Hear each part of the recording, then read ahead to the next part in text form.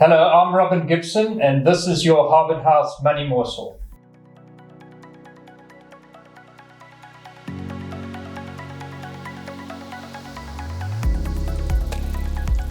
Welcome back. Thank you for joining us. Please don't forget to like and subscribe. Click the bell so that you get a notification when we release a new video.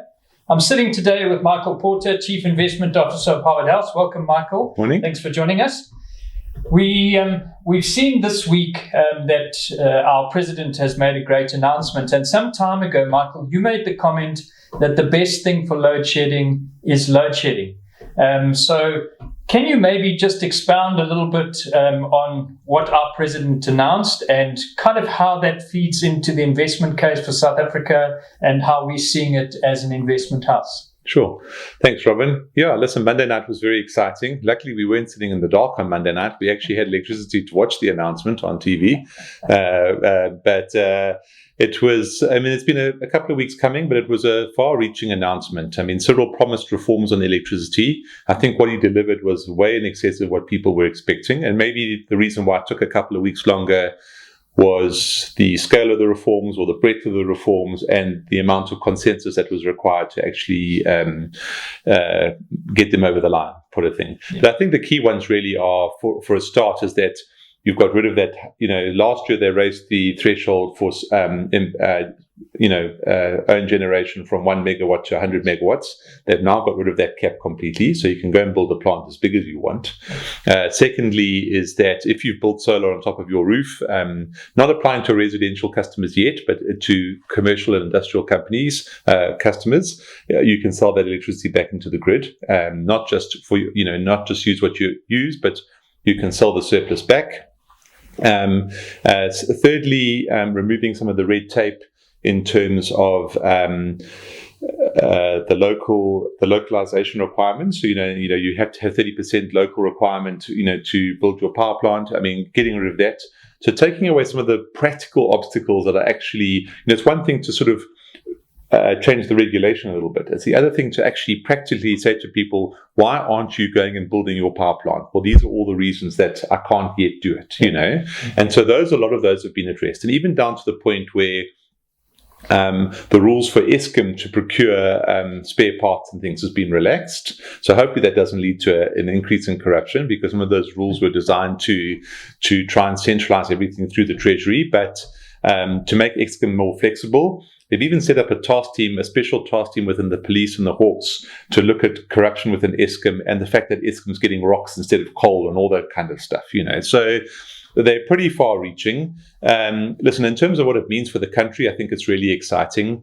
We obviously read a lot of research. We do scenario analysis, but some of the big research houses that we use do scenario analysis too. From JP Morgan's side, they had a forecast that load shedding would be around till at least 2026. Based on these reforms, they've brought that forward, that load shedding will now end in 2025, and on a bull case scenario, even 2024. Because what these reforms actually do is you can get more power. So you can build your power plants as big as you want. You're getting power from people who've already built solar that's just using it for their own use. So the amount of availability of power for Eskom to source has actually increased quite a lot, and you're speeding up the whole process. So obviously implementation's always the devil's always in the implementation, and there are still one or two hoops that have to go through. But really, the mood in South Africa, I think, from that point of view, is substantially changing. Robin, I think, just to sort of go back, in our presentation at the end of last year, we, for those clients who attended it, we basically broke down our portfolios into 5 themes, and we categorized each share that we bought in terms of one of 5 themes, and one of the themes was reform, Optimism. Yeah. Sorry, that's correct. You've got a better memory than me. Reform, optimism, and infrastructure. And these feed basically directly into those themes. So we've identified this for the last sort of 9 months, that we were convinced that reform was happening and that at some point it was going to start manifesting itself.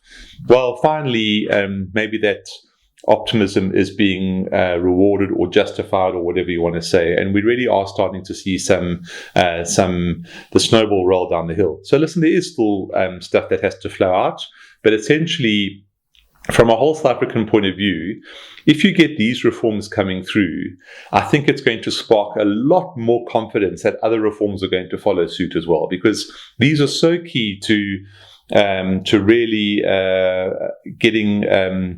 addressing the real core issue. We don't have enough power in this country. That's the core issue, that people are going to get more confident that other reforms are coming, the whole mood in the country changes, and we really start to move forward. And so, I mean, JP Morgan in their same note were just saying, if we really do start to see progress on this, then their opinion of South African shares within the context of the universe that they considered in, which is CEMA, which is sort of Central Eastern Europe, Africa, Middle East, South Africa would rise significantly in the pecking order in terms of an investment market. So every journey starts with a small step, but it's a significant step on Monday, and we shouldn't underestimate it. The mood is, everybody's a buzz, which is the first time in a long time that's happened. And Michael, one of the things you've always demonstrated as a team is that there is a direct link between GDP growth and the ability to keep the lights on.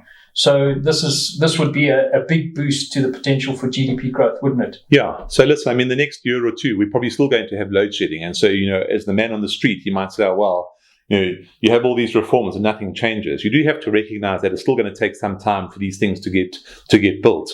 But you have to have the reform before the following can happen. So, if in 3 months' time we still have a bit of load shedding, and that's going to dampen near-term GDP. But what's going to happen if you start building all these power plants and things is that you're going to have this massive injection of capital into the economy. People are going to get employed. You're going to be building roads. You're going to be building power lines, everything like that. And, that is going to create its own multiplier effect down the line. So there's lots to celebrate. I know it's early days, but you do measure things in increments and investments, and this is an important milestone. Sure. Sounds like a good time to be an electrician.